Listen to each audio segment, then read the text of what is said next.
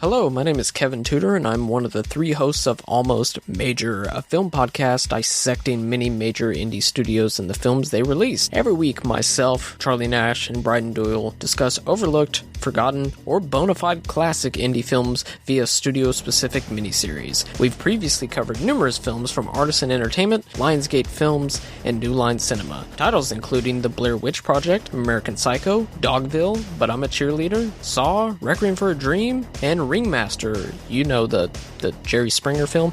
Anyways, we have a fun time every week and we hope you will join us. Subscribe to Almost Major wherever you get your podcasts. Now proudly a part of the Someone's Favorite Productions podcast network. Have you ever wanted to dive deeper into the horror movies you love? Beyond the Blood is a horror podcast for fans who want more than just surface level screams. We do deep dives into the movies that shaped us, digging into director commentaries, behind-the-scenes stories, deleted scenes, and the special features that most people skip. Each episode is a love letter to the genre. We break down how these films were made, the creative risks that paid off or didn't, and the lasting impact they've had on the genre as a whole. From 70s slashers to modern nightmares, we celebrate the craft, chaos, and characters that keep us coming back.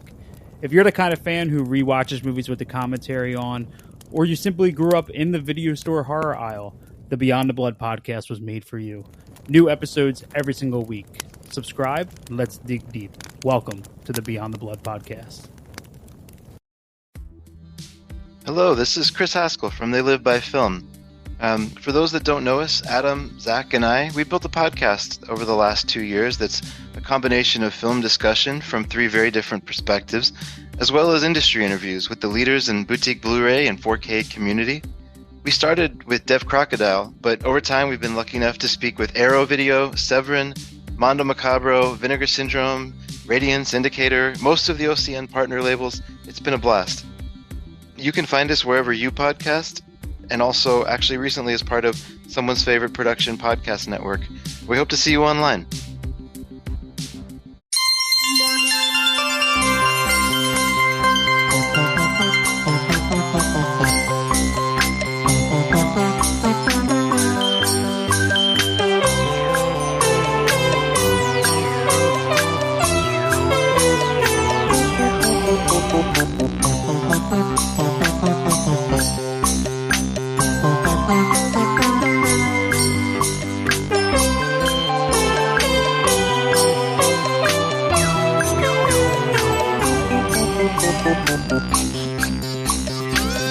Welcome to Rankin on Bass, an offhanded joke that became a short-lived podcast. I'm your host, Mike White. Joining me is an elf who wants to be a dentist, Chris Dashew. All I know is that rainbows lead the way to the Leprechaun's gold. Also along for the ride is the snow miser himself, Mr. Richard Haddam. You got that right. Let me tell you, this is a short-lived podcast, but apparently not short-lived enough. This podcast went to the pet cemetery after it was put down, revived itself, and now it's back. Season 2, part 2 is here. What is Series 2? Do the whole Series British thing. 2. Series 2. Series 2. Yeah, that's so British.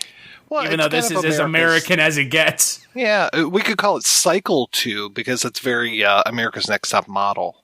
That's true. Or we could just have never done this because the thing that we're about to talk about doesn't even deserve to be mentioned in the same sentence as anything we talked about in series Cycle 1. It can be like a bonus episode. We've already done one bonus. For a whole new set of bonus episodes?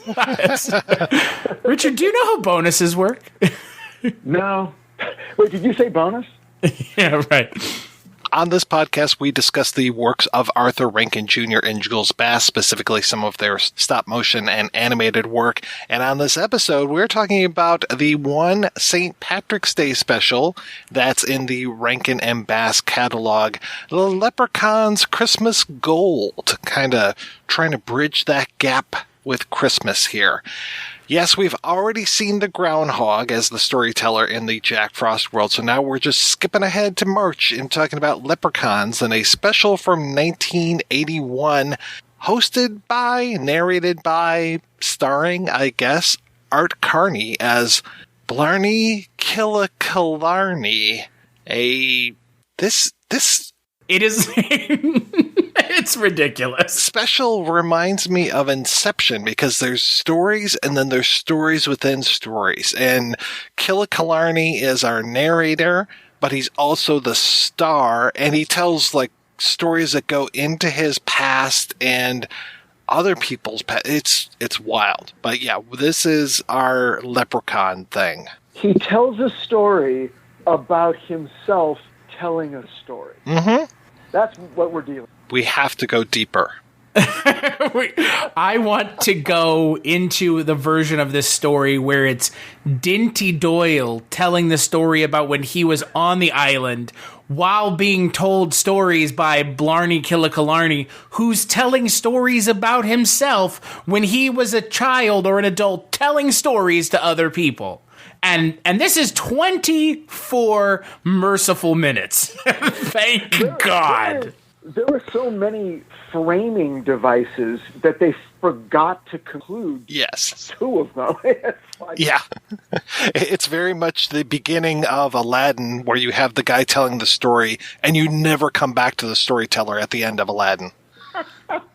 No, but then they just remake it live action and then they just ignore that completely. That fixes it, right? Now that's proper canon. Sure. So all we need is for them to remake Leprechaun's Christmas Gold and not have Blarney Kilakilarney telling stories the entire time.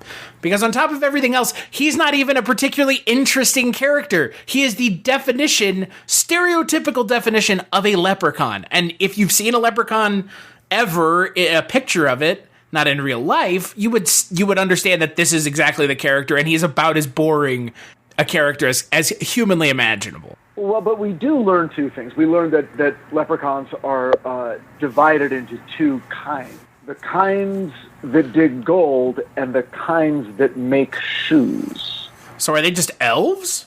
Yeah, I'd never heard the making shoes thing. Like, I've heard of, leaving out breadcrumbs for the little cobbler elves to come in and finish up your day's work kind of thing, but I've never associated that with leprechauns. I didn't know either. For me, it was like, this was ethnographic information. And then there's the third leprechaun family that they didn't talk about that lives in a tree, and they're the ones that make the cookies. But they're not in this one because they couldn't lock down that licensing for Keebler. So the Keebler elves are the unspoken third leprechaun family. I don't know where that came from. I was looking all through leprechaun stuff that I had like looked through and seen. I couldn't really find them talking about leprechauns making shoes. I think this is the sole example of this being used, and like as someone who has a cryptid paranormal podcast, I'm always really amused to see like something being this bastardized in this really like for ultimately no purpose too. Like that it didn't have to have leprechauns making shoes to further the story and or do anything else, because this story is again so convoluted they couldn't just tell it straightforward. They had to have 4 different people telling it in 4 different timelines. I thought there was going to be like a Romeo and Juliet thing between the mining elves and the shoemaking elves, because Blarney Kilakilarney is one half of it, and then his wife is the other half.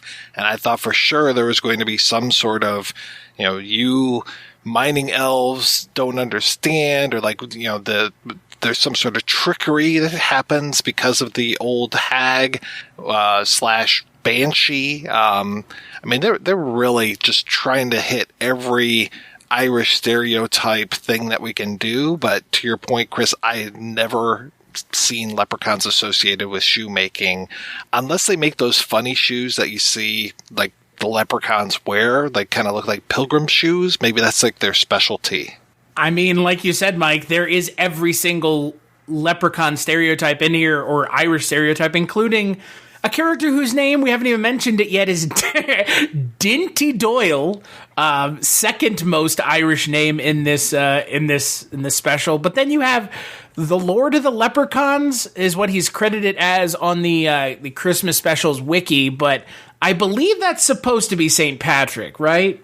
Yeah, though he looked more like Kris Kringle. Right? It looked like they were reusing some of their puppets. Like Dinty Doyle looks like young Kris Kringle, though with 100%. longer blonde hair. And then, who is it? Faye or somebody? The one who comes out at the end, who's actually the banshee. She kind of looked like Jessica to me. Yes, totally. A little bit of recycling going on here. And then the banshee looks kind of just like they recycled one of the heads from one of Paul Frees's characters, threw some white flocking on it, and then draped it over a brown burlap bag. Because it's just like insanely uninspired. Like you just said, Mike. Like it does. I'm pretty sure they are just reusing some of these, because this is the worst these puppets have ever looked. With like, I don't even think I'm outside of the bounds in saying that these puppets look terrible. It is interesting that this is 81, so they should have all this stuff down. But yeah, this looks like it was just threadbare budget.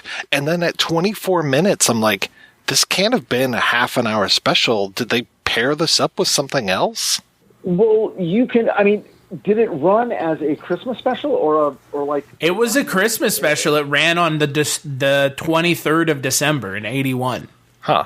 Okay, so then you can match it up. It would run from, 8:30 to 9, and from 8 to 8:30 was one of their other half hours, some Frosty the Snowman or something. Right. It just doesn't leave a lot of room for commercials. Oh, God. Have you ever been so sad not to have commercials? It does leave time for plenty of songs. What are there, like 4 songs in this thing? What are there for is a good question, given how none of them are particularly memorable. And by particularly, I mean so unmemorable, I could have told you there were only 2 songs in here because they all sound the same. Well, Christmas in Killarney is a standard, sort of. I mean, it pre-existed this special, and other people have done it. In fact, that was the only part of the special that really captivated me, because whenever I hear that song, it immediately brings me back to a young Richie Haddam going to Brightwood Elementary School in Monterey Park, California, and the Christmas show we did in 7th grade. And that was right when I had a big crush on Kim Almeida, and we were both in the Christmas show that year, and I was just consumed with romantic love and lust for her, and we were in the show, and we were part of a group that sang that song, and so that was when we were closest together, and that song ever since has always had this tremendous erotic power.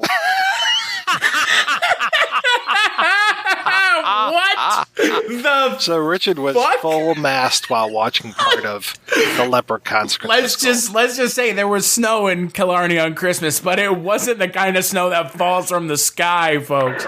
Jesus Christ! And Richard, at the end of that story, you should have said "end scene." Thank you very much, ladies and gentlemen. This has been Richard Haddam's one-act play, Christmas in Killarney. Thank you very much. I'll be here all week. Make sure to tip your waiters. Look, it was like a Hetty Youngman skit there. What the fuck, Richard?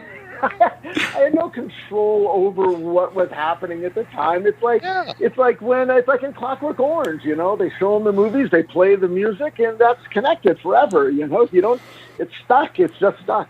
Let's talk about the plot of this, because we have talked about there's so many framing devices, but the first one we get introduced to Blarney Kilakilarney, who's like, hey, I'm going to set this thing up for you, and flashback. And then we're suddenly on a boat, and we meet Dinty Doyle, who is the cabin boy. So, of course, I kept thinking of Chris Elliott through this whole thing. And he is on this boat. It's December 24th, and the captain, I guess he's a good Christian man. He wants a Christmas tree on his boat, and he happens to spy an island where there is a pine tree growing. So he sends Dinty over there. And when Dinty, he doesn't bring an axe, I guess. He just pulls the tree out of the ground and releases an ancient evil that had been kept hidden on this island for a long time. Boy, talk about your bad luck. But answer a question for me, because I can't remember. Was there anything in that little, in the most outermost framing device when we meet Blarney Kilakilarney? Richard, it's Blarney Kilakilarney. Come on, man. Got to give him the Kilakilarney. That's his family name. Blarney Kilakilarney, was there anything that was happening in his present day that motivated his need to tell this story? Was it like, oh, there's a storm out and reminds me of that time? Or was he just like, all right, I'm a leprechaun. I suppose I know why you're here. Let me tell the story. Oh, you caught me being estranged from my wife. Let me tell you the story. Exactly. It's when he's finally fed up with her and he's like, you're the one that gave away all the gold, bitch. What are you doing? Yeah. Yeah. Okay. I couldn't remember. It was so quick. It was just like, hi, here's my name. Okay. Now we're on a boat. Right. Well, the problem, to your point, Richard, is they do this so often in all of these stories that when they don't have a convincing reason in this one, the question I immediately ask is, why are you telling this story to begin with? Right? Because like all these other ones, it's like, hi, I'm Spieltoe, and I'm a donkey at Christmas. And it's Christmas time, and being a donkey at Christmas time is weird. Let me tell you a story about Nestor, who was also the Jesus Christmas donkey. And this, it's like, hi, I'm a leprechaun. You know me from leprechaun things, but definitely not Christmas gold. Like isn't that the weirdest thing, Mike? And when I said out loud when it was released, this is not something you release at Christmas time. This should have been at like around St. Patrick's Day. Yeah. And it is bizarre that this is released at the same time as other Christmas classics. So we have that going on. He releases the banshee, who is this horrible spirit. Now, help me out here, guys. The banshee needs to get Christmas gold by Christmas morning, or needs to get gold, the leprechaun's gold, or some gold of some sort of gold is what she needs to get before Christmas morning, or else she will dissolve into tears. And you can always tell the banshee because they are crying all the time. Okay, again, I had never really heard that before, but she can also take the shape of anything, and so she's very good when it comes to tricking people. And we get to see, again, we go into another flashback. We get to see how she got trapped before, and I can't remember if that's also the flashback where we hear more about this island, that the island actually belonged to Ireland and then was so heavy with gold that it broke away into the ocean. I don't think that's how it works, but that's how this island works. It's like the island from Lost. If I was in, junior year AP English and I had to write an essay, I think I would try to write about how the division and the great break between Blarney and his wife is mirrored in a sort of macro way by the break of this island away from mainland Ireland. I like that. And it's not until later when Dinty Moore comes along. Get out of here, Richard! Come on. The two are rejoined. So that would be that's what I would shoot for to get a C+. Dinty Moore, huh? That's what you went with? I was right there with them. Jesus Christ. I will say, Mike, when you talk about banshees, looking into banshees again, because I was, like you said, Mike, I was curious when banshees were being used in this way. This is that only time, once again. Banshees have nothing to do with leprechauns, and they don't have anything to do with gold. Normally, they're like a spirit that screams, and it's normally a female spirit. And they normally, like, bring the death of a family. Like a family member, when people hear the wailing of a banshee, like they mean someone in their family may be dying. Oh. Yeah, it's like a specter of death. Yeah, it's kind of like the Mothman, siren of doom. Yeah, but isn't it also associated with Irish culture? Yeah, no, it's an Irish. I'm not saying it's not an Irish thing, but to Mike's point, it has nothing to do with gold. It has nothing to do with banshees. I mean, banshees cry, but like. Banshees don't turn into tears if they don't get gold by Christmas time. Yeah. That's a completely bizarre concoction of this story, just like leprechauns making shoes.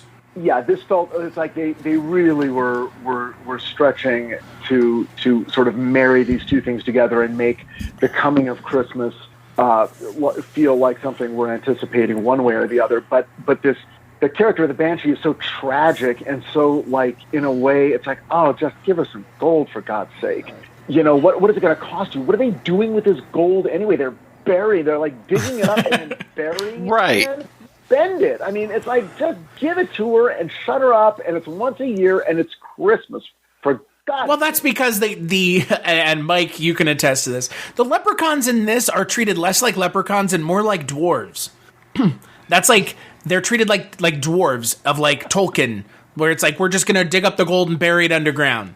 Like, that's like why they're going with that. I don't understand any of this, frankly, because they're trying to force so many of these things into a Christmas theme when you have leprechauns who are associated with St. Patrick's Day. Why not just make it a St. Patrick's Day? Wait, what did you say? I said the dwarves dug too deep. And then they delved too greedily and too deep. You know what they awoke in the darkness of Khazad-dûm. Shadow and flame. They unveiled the Banshee following Dinty Doyle down into the depths of Khazad-dûm. That's what it was. Oh, man. Look, if you're gonna make a fucking leprechaun thing, just make it about goddamn St. Patrick's Day. It's not that hard. Exactly. And if you're gonna make it about Christmas, you have to include Christmas themes. You have to include it's got to be about forgiveness and gift giving and generosity and discovering the thing in your heart that which all the other ones somehow managed to do. I mean, there's a small handful of Christmas themes, but they're pretty durable, and no one's really asking you to do any more than just give us that, and this didn't even do that. Yeah, instead, these guys are hoarders, and they continue to be hoarders, though I guess because they give away the gold to Dinty, but it almost seems like they're giving away the gold to Dinty just to spite I almost called her the sea hag, the Banshee. I mean, it doesn't seem like it. That's totally the reason why. And I don't understand. I will be frank. I don't understand the end of this thing, because the Banshee wins, kind of. She pretends to be a shipwreck victim who washes up on shore towards the end, and she starts crying as she does, and he's like, oh, hey, I'll help you out. I'll give you all this gold that the leprechauns just gave me. And I'm like, did you learn nothing from these stories that we've sat through for all this time, and you haven't learned anything? So she's got the gold. She's like, hey, cool, I'm the Banshee. Go figure that. But then when she goes to get the gold, it's Christmas morning, so she becomes sea salt again, which is actually more of like a mermaid thing when I think about it. Like, if the mermaid falls in love with a man and she ends up like being betrayed or whatever, she ends up becoming sea foam. So that's like, I had heard that. I read the Little Mermaid story, and I remember like mermaids becoming sea foam if they couldn't get what they were after. Her becoming sea salt is very similar. But and then he's supposed to have slept the sleep of 100 years, but he just walks up. He's like, hey, dudes, how's it going? And they're like, whoa. There are no stakes in this story. No folks. stakes at all. Zero stakes. Yeah, that sleep the sleep of 100 Christmases. He's like, what's up? Like, dude, what? Yeah. Did 100 years already pass? I'll take my gold and I'll go throw it out on the ship that just happens to be there now, because it was gone earlier. Yeah, no one learns a lesson. No one is transformed. It just kind of lays there, and it's like, well, I guess we'll all get on the boat and take our shit and get back to Ireland. But why that's important, I don't know. They seem to be doing fine. I don't know. Maybe that's the reunion between him and his wife, and that's important. But he didn't seem all that interested in it.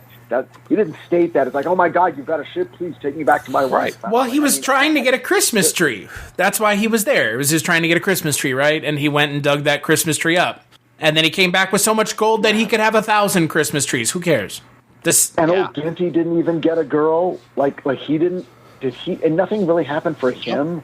And you would think that since he's a cabin boy, bringing back all this gold, the captain's just going to be like, hey, thanks, this is all mine now, fuck you. And if you don't like it, I'll just put you on this island and let you live here for the rest of your life, your miserable life, you piece of shit cabin boy. Well, yes, that would have been better if he had murdered Dinty. I mean, yeah, there's really no motivation for the captain to be like, oh, great, my cabin boy just became really rich, and I'm just going to cart him and his dumb ass and all of his gold back to wherever we're coming from. Great. So what you're saying is that there is a secretly horrifying ending to this story where Dinty Doyle's body is essentially washed back up shore with the leprechauns, and they look at his body and go, we don't have any meat, but now we do. And then they cook Dinty Doyle's body and have a delicious Christmas morning brunch. It looks like meat is back on the menu, boys. Man flesh. I mean, could that be a story? That's your Dinty Doyle. That's how Dinty became Dinty Moore, because everybody wanted more of Dinty. Dinty Moore. More Dinty, please. Then, okay, well, that makes more sense. At least that had an ending. This story that we just told is 10 times better than the story that they put to paper for this. This is shocking. This is shockingly lazy in a way that we didn't see in anything we watched before. Even with as kind of lackluster as some of the things we watched were, like, Frosty and... No, not the Frosty and Rudolph's one. The Rudolph Shiny New Year. Right. Or the Jack Frost one was not great, but at least it had some memorable characters. But this is just a waste. It reminded me of Rudolph Shiny New Year. The whole thing with, basically you said, like, the Sea Hag is a repurposed Paul Frees character. Her whole thing of I have to get gold before Christmas morning is the same thing as, like, that vulture or whatever it was who wanted to get the baby so that New Year wouldn't happen. It was so similar. It's like, okay, great. You know, all I was missing was nobody has a horrible physical dysformity. Technically, the main cast characters do because they're all leprechauns. Yeah. They're all short. They just are all short together. Except for the one leprechaun that's, like, gigantic for no reason. And it's upsetting to look at. I don't understand, but, like, they're all very diminutive. And there's one, like, half-tall leprechaun. And it's just like, what are you? He's like that guy with the hammer in Yojimbo, where you're just like, whoa, what happened to this guy? He's like, gotta be at least like 6'5" for a Japanese guy. And you're just like, whoa, what happened? I really wonder, because it's kind of hard to find information about when these came out, what the reception was. But I genuinely wonder where this one is kind of placed among people who, look, we obviously like Rankin and Bass, but I'm talking about, like, the super fans, and there are people that are really into this. I wonder where this ranks for them, because I think for the three of us, this is pretty bad, right? Oh, I checked it out. It ranks very low. People regard it in the same way. It's like, this is weird, but not even in, like, a fun way. Just sort of in a puzzling, why does this exist kind of way. Which is a legit question. I mean, at this point in their careers, were they contractually obligated to crank out one more of these? It doesn't seem to have much purpose to it. I'm very curious what's going to happen when we post this episode to some of those Rankin Bass fan groups on Facebook, because, they seem just like, oh, I love this. I love this. Oh, I love this one too. And it's just like, guys, you can be a little picky about these things. You don't have to love everything Rankin and Bass put out. It's a little bit of nostalgia. It's a little bit of rose-tinted glasses. And a lot of those ones we watched last year were really good. As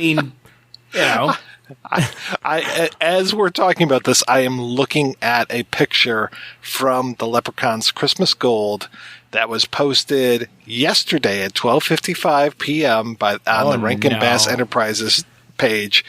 First comment, love it. Oh no! But then that say, I need to see this. I also need to see this, and it's like, yeah, no, you don't. You really don't. We're in trouble. You know what the saddest thing about this is, and this is maybe something that maybe doesn't get mentioned, but it should get mentioned. This is the second to last Animagic offering from Rankin and Bass. Yeah. Yeah. And what was the final one? Wasn't the final one Rudy Giuliani's press conference where he melts? Rudy Giuliani's Rudy and Frosty's Four Seasons press conference. No, isn't Frosty and Rudolph's Shiny New Year? I think that's the... I didn't think that was the last one. Well, Christmas in July was Citizen Kane compared to that. Yeah, this is citizen shit. Oh, it's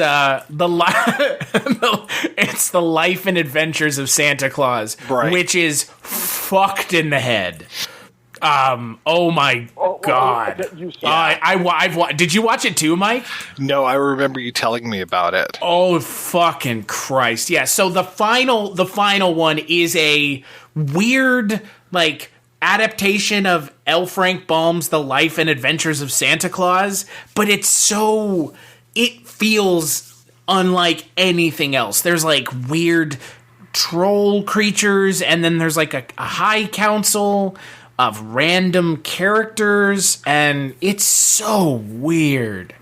It is bizarre, but it's more fun than this. Oh God! Well, that's too bad. Yeah, it's too bad that we're gonna have to watch it. Yeah. Be prepared.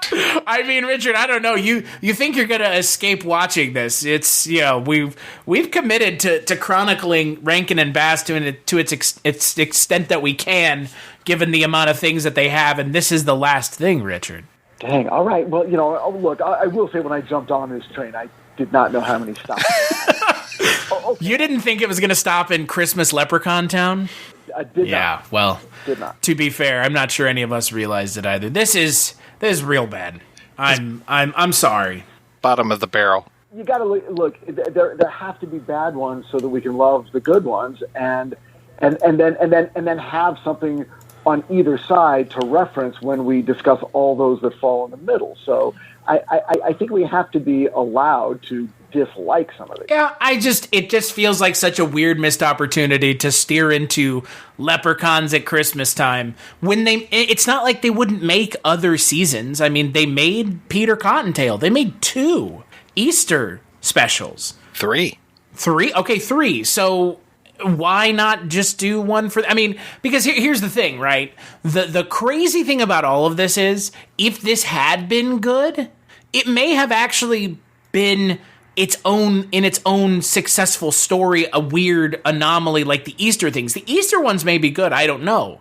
But if this came out and it was good, then Rankin and Bass could have cornered other holidays too. And that, to me, is the biggest disappointment, because why, when you have something so classic as Leprechauns, at least in the American pastiche of St. Patrick's Day, why not steer into that, instead try to connect them to Christmas in the most tenuous fashion possible? Well, yeah, and again, it was the same creative team. Romeo Muller wrote it. And again, I assumed that by tying it to Christmas, it was just a way to borrow those themes and tell that kind of story, which would just be immediately, lapped up around holiday time, regardless. But if you're not going to do that, then don't include the Christmas thing. Just have some Leprechaun fun, and like you said, make it its own deal. And on top of everything else, this comes out in 81. Is this a thing anyone wanted to watch in 81? This feels really late for something like this to be coming out. Somebody was 4 years old in 1981. Yeah. That's fair, but you know what I mean? Like, there's just something about these that doesn't feel like the 80s. It feels like but you know what I mean? Like, we all know it, because again, you guys were seeing it when you guys were younger too, and like, it was being seen even younger before that, and it's just, this doesn't feel like something that would be coming out in the early 80s. Yeah, they didn't slap on, a Go-Go's track just to make it appeal to the kids. I mean, this whole thing is kind of about trickle-down economics, I thought. Simply stunning. Simply stunning. It kind of is. In the same way that Frosty the Snowman and Rudolph are about communism. Well, no, I guess every single Santa story is about communism, isn't it? Yeah. Or a dictatorship, however you want to look at it. You make the toys for him, and he gives you somewhere to sleep and food. Though, to be fair, we almost never see... Is it weird we never see elves eat in any source material of any Christmas thing ever? Yet in that story with the... oh, God. I was going to say Atlas, the elf. What's the elf's name? The one that does the teeth? Hermie. They get cavities, but we never see elves eat, ever. Except it's hinted at in Elf, because that's what Will Ferrell's character eats in that movie, is like super sugary shit that's terrible for you. But you never see elves. You never see elves eat in any movies. But yet Santa Claus is a communist, I'm pretty sure. Well, wait. Well, don't you ever see them eat candy, even like a candy cane or something? It seems like you would have. Think about it. It's super weird. If you think about it, it's super weird. But like, do we ever see Santa eat anything other than milk and cookies? Well, we never see them sleep either. That's fair. We also, that's true. No, his wife, remember, because he's skinny, and she's like, "Eat, Santa, eat." Right. And does he not even take a single bite? Is it too hard to animate? I think that's what must be going on, is like in any of these specials, or I guess, well, I mean, in the new things, I don't know why they don't do it, but like, was it just super hard to make that a thing for like characters to eat things? So they just like never had anything like that. That must be it. We delved too deep. Yes. We dug too deep. Well, hey, folks, thanks for tuning in. I want to thank Abby Stabby for our artwork, as well as the Great Octopus for our theme music. Be sure to subscribe to us on your favorite podcast platform. We will be back in a few weeks to talk about the lives and loves of the Easter Bunny. We're going to talk about Here Comes Peter Cottontail, The Easter Bunny is Coming to Town, and The First Easter Rabbit, which stars our old friend Sam the Snowman himself, Burl Ives. And we will be back with all that in time for Easter.